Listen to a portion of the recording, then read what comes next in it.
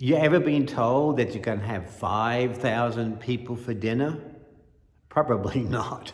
I know someone told me I'm cooking for 10, 12 people. All of a sudden, I would have a heart attack or something close to that. Well, there's a great story in the Bible where Jesus was with all these 5,000 men and then women and children. Who knows how many that was? 10, 12,000 people? And the disciples told him, we need to feed these people. It's getting late in the day. What are we going to do? And of course, Jesus, he fed them. He fed them 5 loaves, 2 fishes. He figured out how to feed them. I know over the years, people have asked me, well, did that miracle really happen? I mean, did Jesus really feed that many people?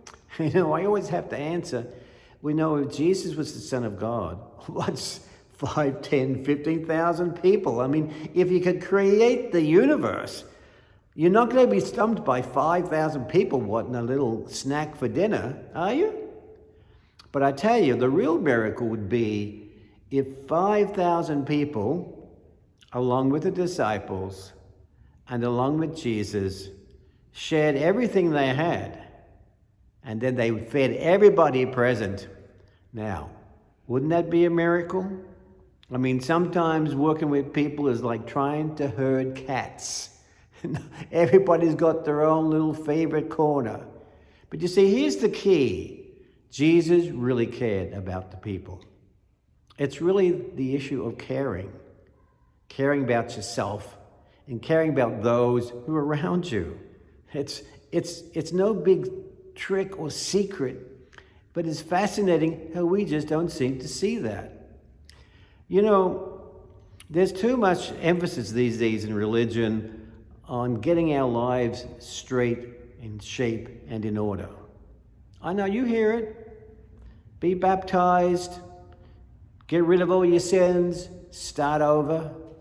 Yeah, that's important. You got to start over when you realize that things aren't the way you want them. You want to really make it new. But you know what? When you start over, what are you going to do next? I tell you what Jesus did. He showed that he cared for himself and for all the people around him. You see, that's the key. You want to have a happy life, you want to have a good life, you can't be focusing on just me, myself, and I. You got to figure out, who are these people around me? How can I find out how wonderful life is by sharing with those who are around me? I mean, there is so much wonder and beauty in all of that. And I'm sure those disciples and the 5,000 people on that riverbank realized the same thing, that when they cared for each other, they accomplished so much more in life. So look, could you please pass this on to anybody, to somebody you meet, one of your friends maybe, that we need to just care for each other? That's how we grow. That's how we make a good life. This is how we really get to love life. And if you have any luck and you meet a political candidate, how about telling him or her that, you know what we really need to do is care for each other, and don't spend that so much time about talking about myself and what I need and what I have done and what I'm being victimized with.